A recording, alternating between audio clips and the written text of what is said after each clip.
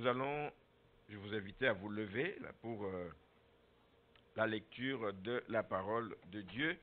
Et nous lisons ce matin un texte qui est dans le livre de Néhémie. Néhémie, chapitre 1er.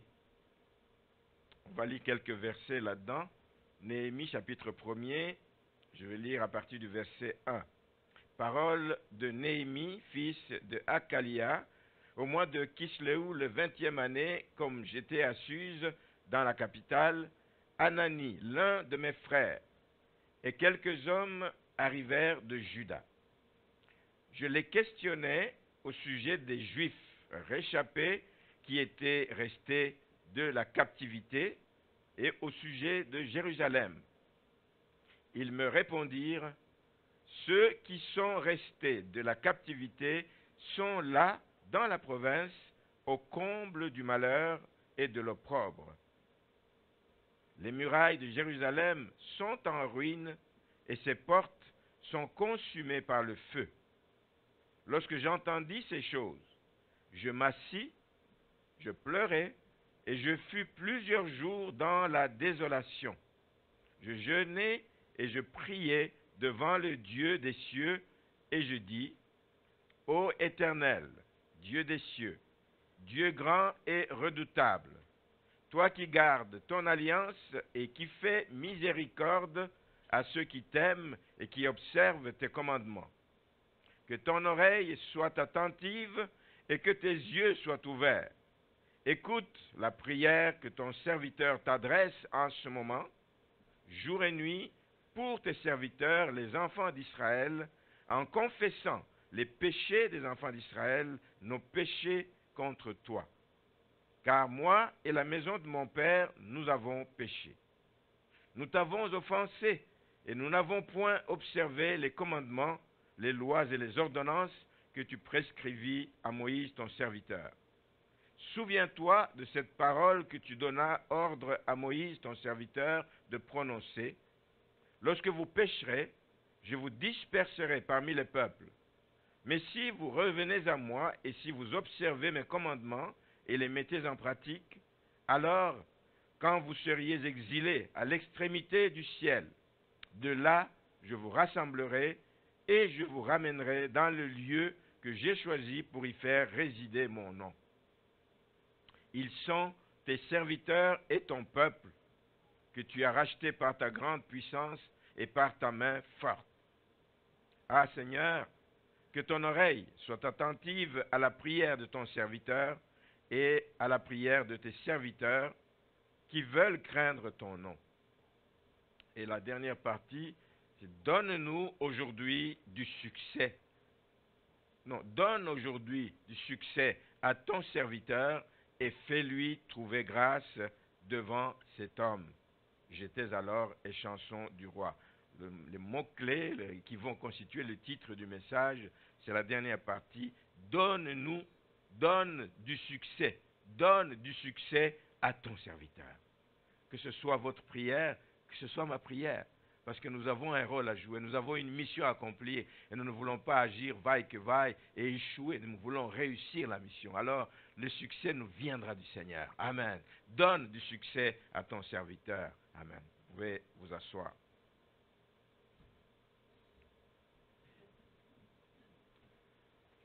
Ceux qui étaient avec nous ici mercredi, on a eu un très bon temps, je le répète, un très très bon temps où on a eu la visite d'une sœur, une amie à Marie-Louise qui venait de Trois-Rivières. Elle s'appelle Denise et puis on a partagé plusieurs choses et puis à un moment donné, elle a pris la parole, elle a demandé la parole pour partager et voici le commentaire un peu qu'elle a fait. Elle disait ceci, et je pense que vous allez être d'accord avec elle, et moi j'étais d'accord et je continue à être d'accord. Il dit ces derniers temps, les nouvelles que nous avons à la télévision ou dans la presse écrite ou sur Internet, toutes les nouvelles, il n'y a rien de bon dans les nouvelles. Vous êtes d'accord avec ça? Je regarde, depuis mercredi jusqu'à aujourd'hui, chaque matin quand j'ouvre l'ordinateur, dans les nouvelles de MSN là-bas, on a tué, on a tiré sur, on a... Ce matin encore, j'ouvre là, c'est la première nouvelle qui sort. Un monsieur qui ne peut plus donner des soins à sa femme, il décide de mettre fin à sa vie et à la sienne. Les deux, ils se tuent, et puis parce qu'il ne peut pas subvenir aux besoins de sa femme pour donner des soins médicaux. Écoutez, à Laval, on a tous les jours, que des tueries, que des menaces, que des meurtres, des mauvaises nouvelles. Et si on va au-delà de cela, il y a aussi d'autres mauvaises nouvelles par rapport à certaines crises qu'il y a dans des familles. Des familles s'entre-déchirent, des familles sont divisées à gauche et à droite. Il y a des problèmes, des menaces de guerre, parmi d'autres mauvaises nouvelles qu'on entend. Dernièrement, on dit il y avait une accalmie au niveau de l'État islamique, mais aujourd'hui, on dirait que les cellules de l'État islamique reprennent vie. Ça crée encore de l'angoisse au milieu des gens. Mauvaises nouvelles sur mauvaises nouvelles.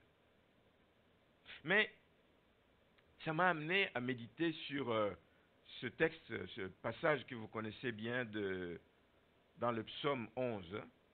Le psaume 11, où David dit, quand les fondements sont ébranlés, le juste, que ferait-il? Je me dis, nous sommes en plein dedans. Les fondements de la société sont ébranlés, sur tous les plans. Ici, peut-être sur le plan politique, vous avez une stabilité, mais il y a tout le temps des situations difficiles un peu partout dans le monde. Les fondements sont ébranlés. Les fondements dans les familles sont ébranlés. Les fondements moraux de la société n'existent presque plus. Dans les familles, chacun fait ce qu'il veut. Plus de respect des enfants vis-à-vis des parents. C'est le chaos, c'est le chaos, c'est le chaos. Voici le climat dans lequel nous vivons. Et nous vivons. Et David dit, s'exclame, il dit, mais dans un tel environnement, que ferait le juste? Que fera-t-il dans ces conditions? Est-ce qu'il va rester croiser les bras en disant, tant que ma famille à moi est tranquille, tant que je suis dans un pays où il y a la paix, ce qui arrive aux autres, ça ne m'intéresse pas. Le juste ne réagira pas comme ça. Le juste ne va pas assister impuissant à la dégradation de la situation. Le juste est appelé à réagir. Le juste est appelé à se lever. Le juste est appelé à agir. Le juste est appelé à prendre position.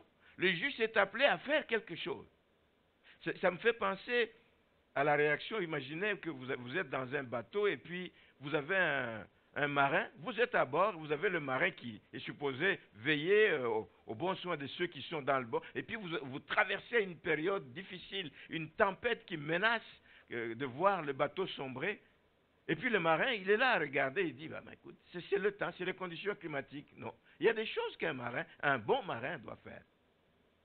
Qu'est-ce qu'il doit faire? Si c'est un bateau où il y a des voiles, il va hisser les voiles pour essayer pour que le vent pousse pour sortir de cette zone dangereuse. Ou alors ce qu'il peut faire aussi, dépendamment du bateau qu'il a, s'il y a une pompe là-dedans, c'est pour et la tempête vient et puis ballotte le bateau dans tous les sens, l'eau rentre, ça peut faire couler le bateau. C'est de mettre les pompes en marche pour vider l'eau qu'il y a dans les cales. Il y a quelque chose à faire. Et les chrétiens, les enfants de Dieu, les justes, nous ne pouvons pas assister impuissants devant cette situation. Il y a quelque chose que nous avons qu'on minimise. Il y a quelque chose que le Seigneur nous a donné dont on ne se sert pas comme il faut, que nous devons absolument mettre à profit. Il y a donc quelque chose à faire. L'histoire donc nous montre que de tout temps, dans des situations difficiles, lorsque des hommes se sont levés pour agir, lorsque les hommes ont marqué leur temps, c'est parce qu'ils ont pris action par rapport à une situation difficile et Dieu est capable. Quand des gens se lèvent, Dieu est capable de leur donner du succès aux serviteurs qui le lui demandent. Seigneur, donne-moi le succès dans cette situation difficile. Je me considère comme rien, comme minime, comme insignifiant, mais ne te considère pas comme insignifiant. Nous allons voir que les gens qui ont fait de grandes choses pouvaient aussi dire, mais je suis qu'un individu, un singleton dans ce vaste monde ici, qu'est-ce que moi je peux faire pour changer? Mais il y a des gens qui ont changé le cours de l'histoire, de leur temps.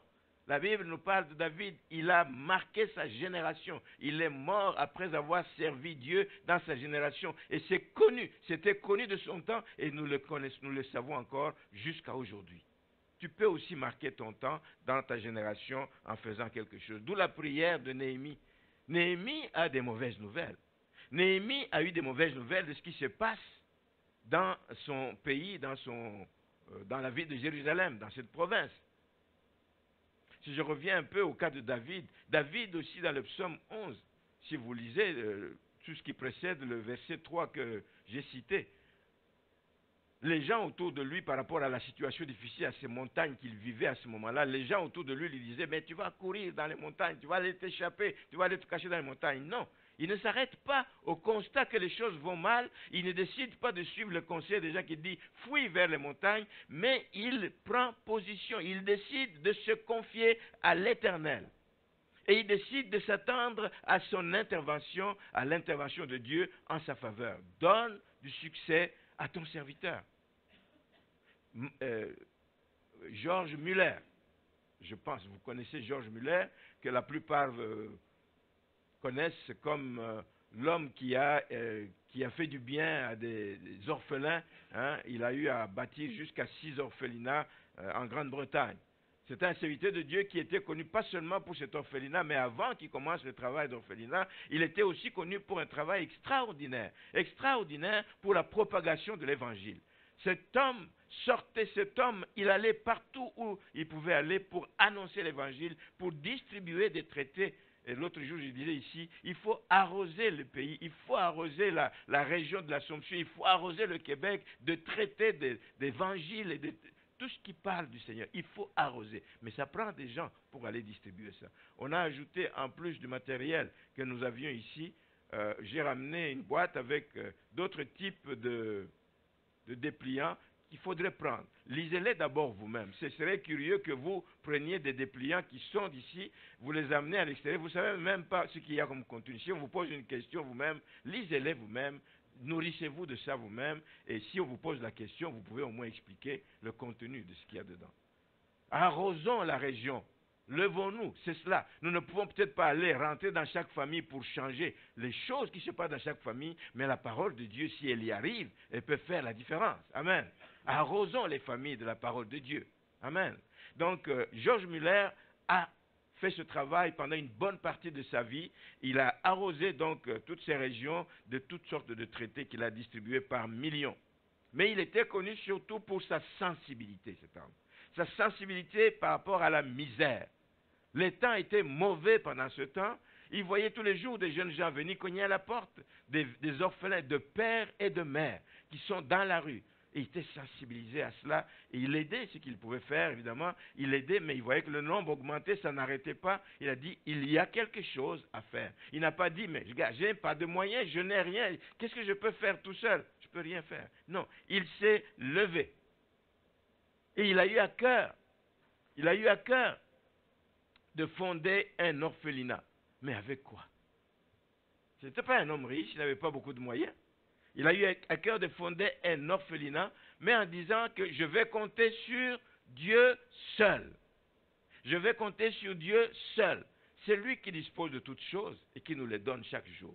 Dieu a des ressources en abondance qu'il peut mettre à ma disposition lorsque mon cœur est disposé pour aller œuvrer au milieu de ces jeunes gens, mais le Seigneur va mettre ce qu'il faut entre mes mains. Il dit, je vais compter sur Dieu seul et je ne veux pas commencer à courir derrière les donateurs. Ça, c'est un défi qu'il s'était donné. Mais il s'était donné un défi parce qu'il avait la foi que Dieu écoute et exauce. Je ne veux pas non plus m'endetter pour donner à manger à ses enfants. Présentement, je peux donner à 2, 3, 4 qui viennent, mais le nombre ne fait qu'augmenter et le défi est grand. Mais je ne veux pas m'endetter, je ne veux pas aller quémander, courir derrière le monde pour demander l'argent. Dieu, tu vois mon cœur, tu vois le désir de mon cœur, c'est pour ta gloire que je veux le faire. Toi, tu vas toucher des gens. Toi, tu vas toucher. Croyez-vous que Dieu peut faire des choses si vous le lui demandez? Dieu peut le faire. Dieu peut le faire. Et sa foi était fondée sur quoi? Et les arguments que George Muller avait étaient fondés sur le fait que Dieu va intervenir parce qu'il est fidèle à sa parole. Et sa parole dit dans le psaume 68, le verset 6, qu'il est le père des orphelins. Wow! Quoi de mieux que de m'adresser au père des orphelins? Lui qui dispose de toutes choses. Seigneur, je te demande d'intervenir pour des orphelins dont tu es le père, tu vas le faire. Sa foi était basée sur ça. Il est le père des orphelins.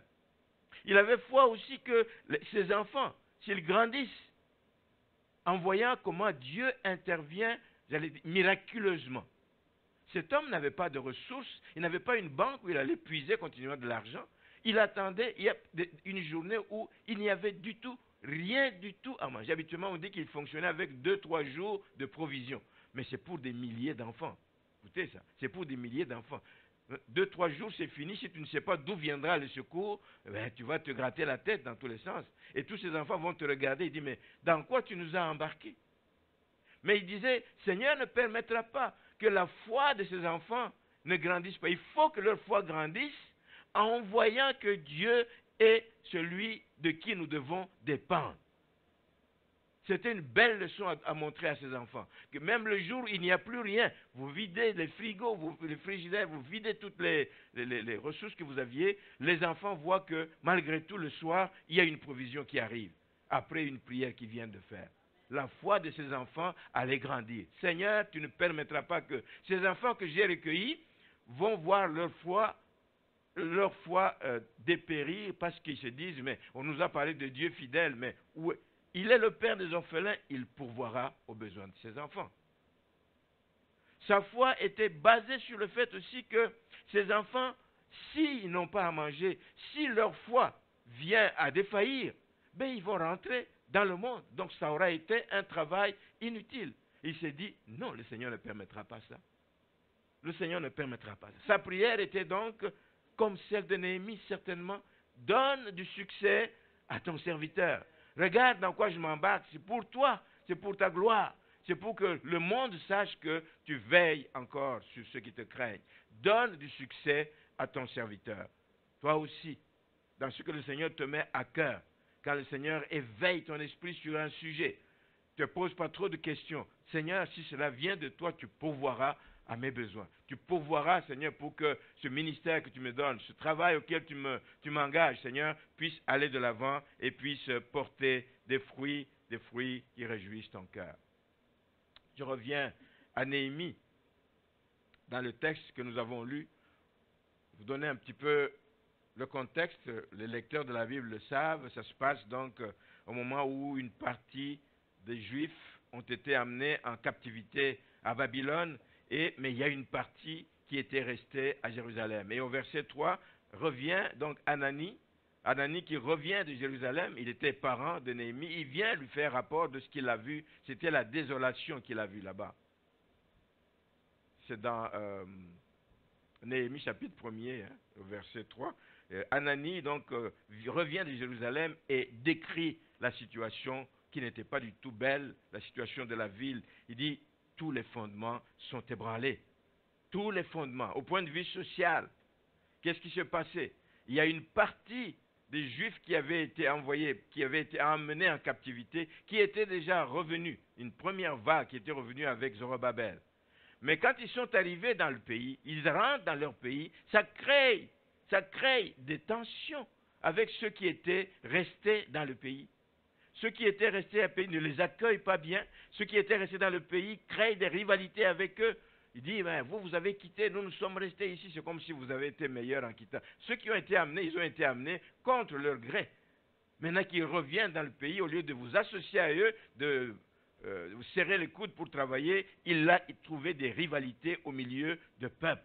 Et ceux qui étaient revenus, on les regardait comme des traîtres. Je connais aussi un pays pareil, où il y a eu des guerres dans ce pays, et ceux qui avaient fui, pendant plusieurs années, quand ils reviennent, on les regarde toujours de travers. Si vous êtes des traîtres, nous sommes restés ici, nous avons souffert ici, et vous revenez, maintenant vous voulez jouir. Jouir de quoi? Nous allons rebâtir le pays ensemble. Amen. Ici donc, les relations sociales étaient tendues, ceux qui reviennent étaient regardés comme des traîtres. Ça c'est sur le plan social. Sur le plan spirituel, sur le plan religieux, les choses étaient au plus bas. Le temple avait été détruit. Le temple, c'était le lieu de rencontre. C'est là où ils allaient adorer Dieu. C'est là où ils allaient offrir des sacrifices. C'est là où ils s'assemblaient pour élever le nom du Seigneur. Mais le temple était détruit. C'est là où ils devaient adorer Dieu, il n'y avait plus de temple. Mais les mœurs elles-mêmes, les mœurs des gens, étaient au plus bas. Les mœurs devaient être assainies, notamment à cause des mariages mixtes qui ont eu lieu entre les Juifs et les païens qui étaient venus donc les occuper. Il y a eu des mixages, des mariages mixtes, ce qui allait à l'encontre. Donc, les valeurs morales, les valeurs spirituelles qui leur avaient été inculquées, comme lui-même il le dit, il dit, ce que nous avais donné par ton serviteur Moïse, tout ça est tombé à l'eau. Les gens ont tout oublié. Les gens ont tout oublié. Et ils se sont mariés avec des peuples païens et ils demandaient pardon pour tous ces péchés parce que les gens n'ont pas suivi les directives que le Seigneur leur avait données. Il dit au verset 7, « Nous t'avons offensé, nous n'avons point observé les commandements, les lois et les ordonnances que tu prescrivis à Moïse, ton serviteur. » Donc, il y a eu ces mariages mixtes qui a fait que, donc, sur le plan spirituel, il y avait aussi une sorte de débandade. Sur le plan politique, je n'en parle pas, le plan politique, le plan de la sécurité, qu'est-ce qu'il y avait? Les murailles de Jérusalem étaient détruites.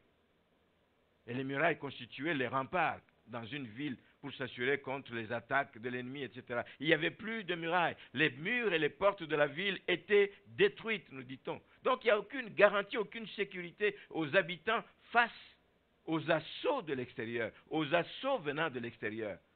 Et ces assauts, on peut s'attendre que ces assauts pouvaient venir notamment de ces gens, les païens, dont à un moment donné on a dit que, au moins pour les sacrificateurs et les lévites, devaient se séparer des femmes païennes.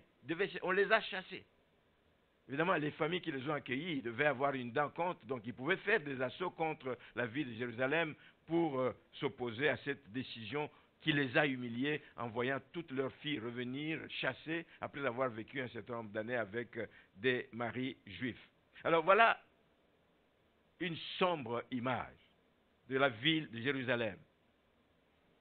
Néhémie apprend cela, il n'est pas le seul à apprendre, là nous lisons la part de Néhémie, mais d'autres aussi ont eu la nouvelle. Ils apprennent que ça va mal dans le pays, et lui et plusieurs autres courageux, ils ont pris le courage de leurs mains, parce qu'ils sont touchés.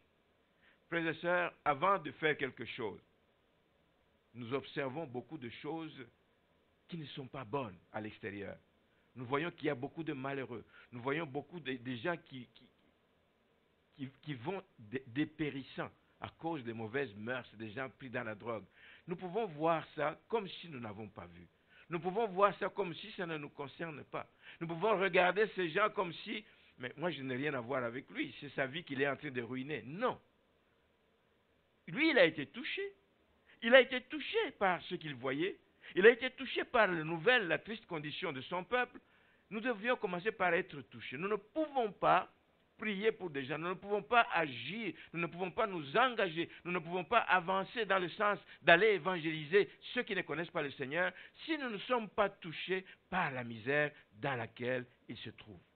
Si nous n'avons aucune compassion, si nous ne nous sentons pas concernés par ce que les gens vivent à l'extérieur, si nous ne nous sentons pas concernés par la désolation dans laquelle nous sommes, frères et sœurs, il n'y a rien de bon que nous puissions faire. Mais lui a écouté, ainsi que d'autres personnes, ils ont écouté la voix de leur conscience. La conscience te parle. Souvent, tu vois des situations, souvent tu vois des gens qui sont drogués autour de toi et même dans ta famille.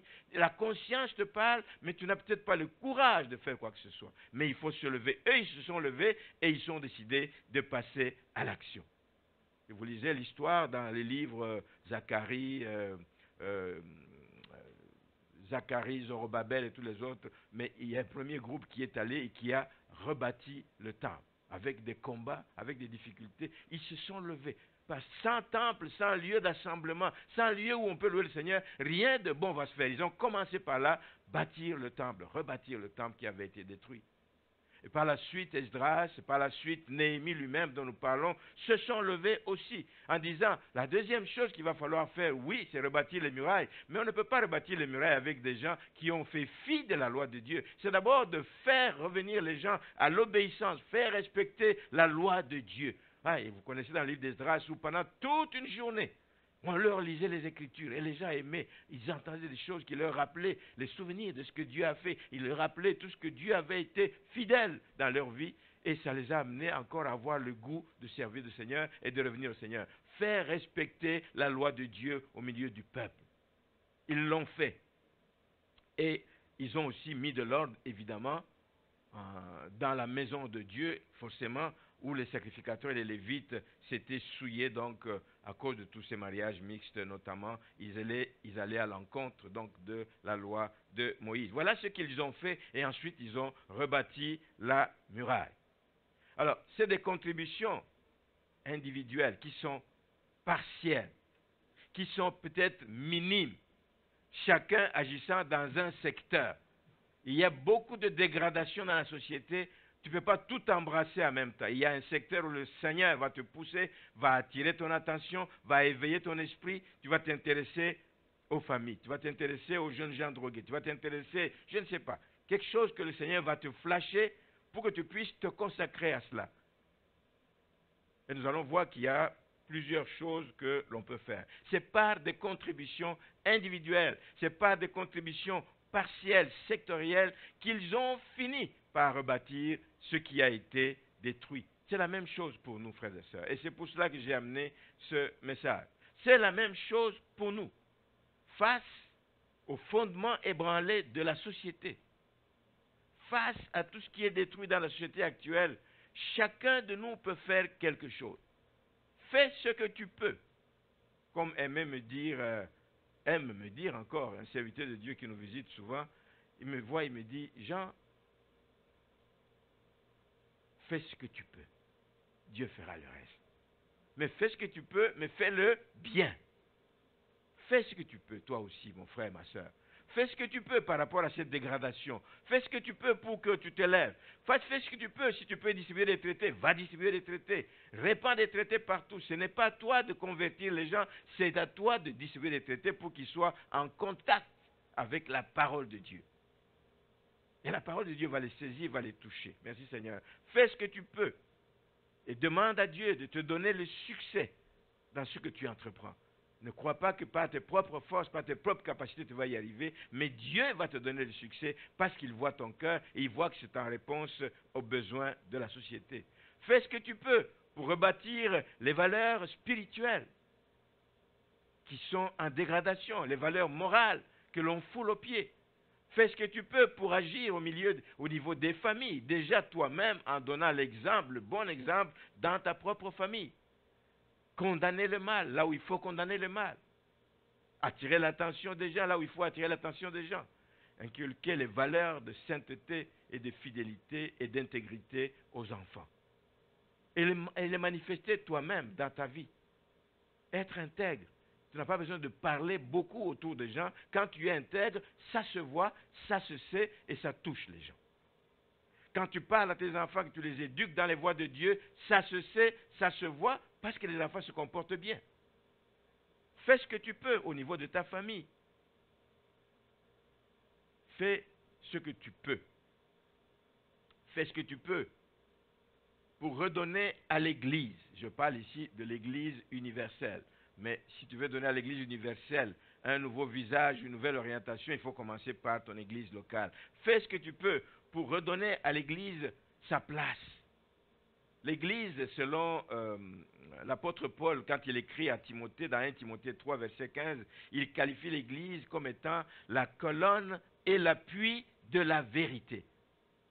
Alors, si tu veux que ton Église demeure et soit toujours une colonne et un appui de la vérité, ben, fais que ton Église ne s'éloigne pas des enseignements de la parole de Dieu pour mettre n'importe quel type d'enseignement. De s'opposer à tous les enseignements qui sont contraires à la parole de Dieu. Fais en sorte que le peuple soit instruit sur la façon de se conduire. Et quand on dit ces choses aux gens, ce n'est pas parce que c'est le plaisir de reprendre les gens pour reprendre les gens, c'est parce qu'il faut qu'on remette les gens sur les rails.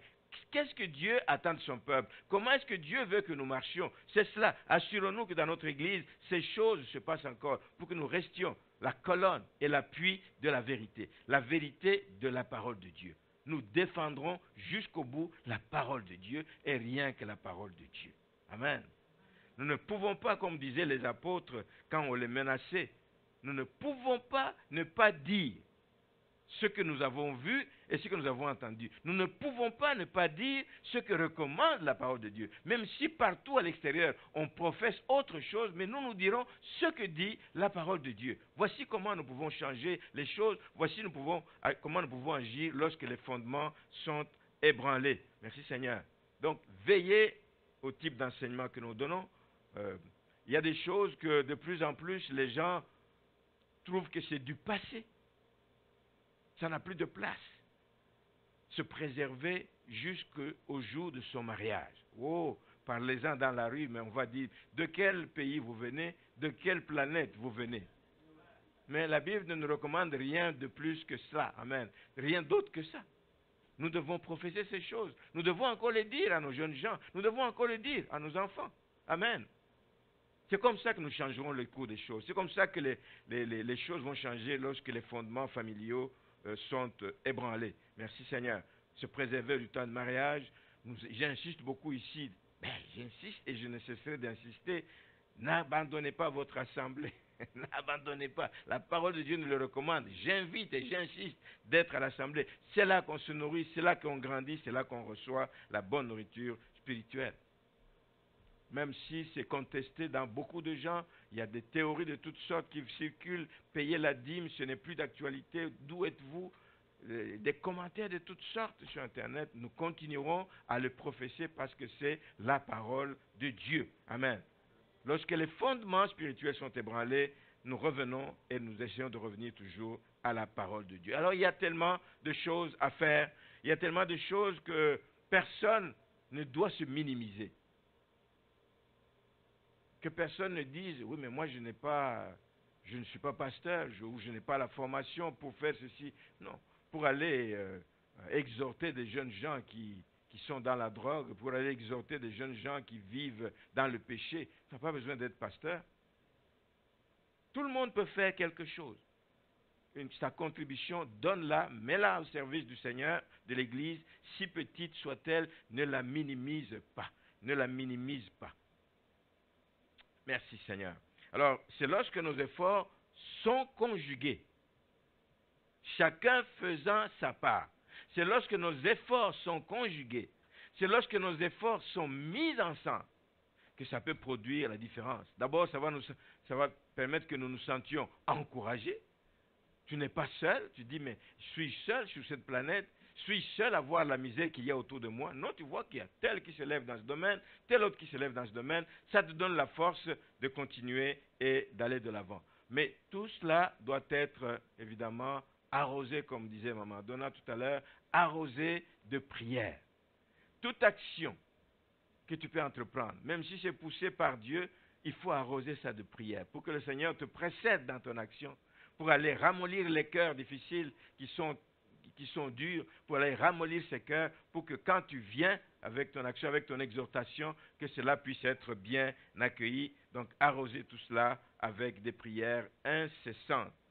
Alors, s'il y a eu des progrès dans l'histoire de l'Église, remontez jusqu'où vous voulez, s'il y a eu des progrès dans l'histoire de l'Église, c'est parce que des hommes dont Dieu a réveillé l'esprit ont obéi.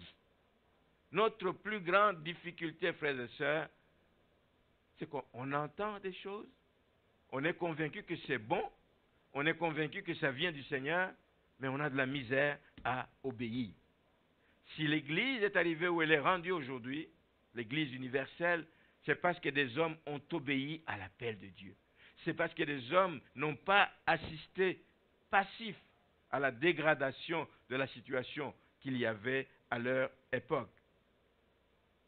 Si l'Église n'a pas sombré, mais que l'Église a progressé, c'est parce que malgré tous les combats, des hommes et des femmes se sont levés et se sont mis à l'œuvre.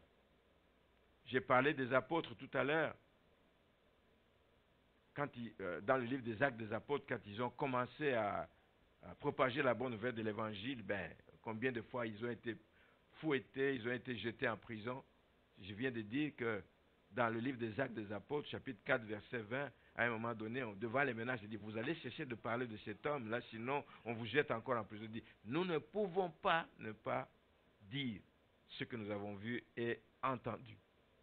c'est grâce aux hommes comme Luther. Luther, avec la réforme qu'il a amenée, et certains autres, évidemment, de ses contemporains, se sont battus. Ils se sont battus pour que la vérité de la parole de Dieu triomphe.